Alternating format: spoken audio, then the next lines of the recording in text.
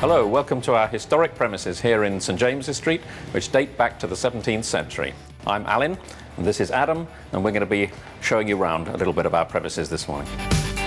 We've been here since 1698, but actually when we were established we weren't a wine merchant at all, we were a coffee merchant, hence the name, the coffee mill, and the sign that you'll see outside. And coffee was very much the trendy thing at the time, and the lady that lived here spotted an opportunity to wholesale coffee to the growing number of coffee houses in the area. And the scales were used to weigh the coffee, and later on when the business started to sell tea and snuff, spices, cocoa, the scales were also used to weigh that produce. So bizarre as it seems for a shop to be weighing their customers, it was actually done here as a matter of course right up until the 1950s. There's about 2,500 weight on here, which is more than enough probably for you, Adam, but there was a time, the heaviest person we've ever weighed here is actually a sumo wrestler, I understand, who came here, and we didn't have enough weight, so we had to go and get some cases of wine to add to this to get that to balance properly.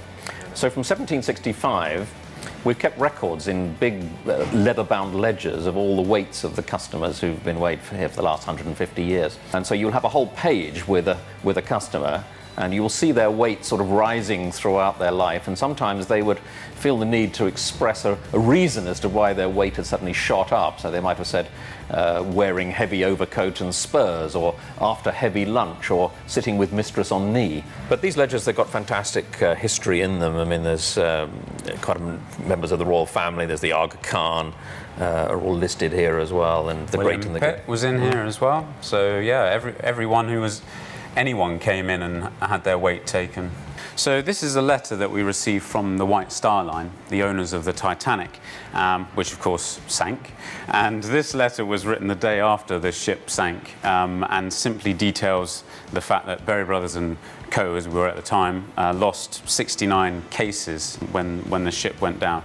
This is a model of Doll's House, which was commissioned by a cousin of Queen Mary. Queen Mary was a real collector of objets d'art, and she particularly liked miniature things. All royal warrant holders who could potentially have something to offer were asked to make some sort of contribution to the house. And so Berry Brothers and Co. were asked to make a contribution in the form of the wine cellar. We in turn went to our suppliers and asked them to help us. And so all of these bottles, whatever it said on the label of the bottle, actually went into the bottle. The attention to detail is phenomenal, and actually in the castle itself, not only does it have gas and electric and running water, there's actually a miniature toilet that actually flushes. That's quite an extraordinary thing.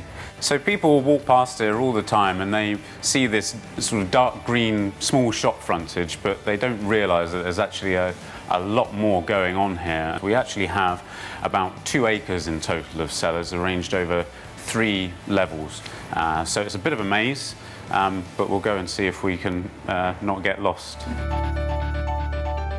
So Berry Brothers and Rudd is still very much a family-owned business, and they store a large portion of their wine collection here in what we call the House Reserve.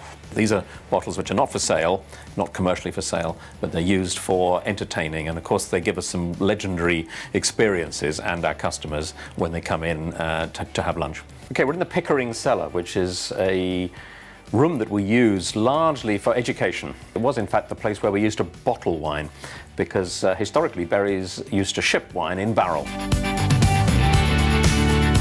So we've descended another level from the Pickering Cellar, where we have our wine school, and we're now about 32 feet below the road level, and this is what we call the Napoleon Cellar, and it's so named not after Bonaparte himself, but after his nephew, who, while he was in exile in London, he actually lodged here with the Berries, and now we use it for entertaining.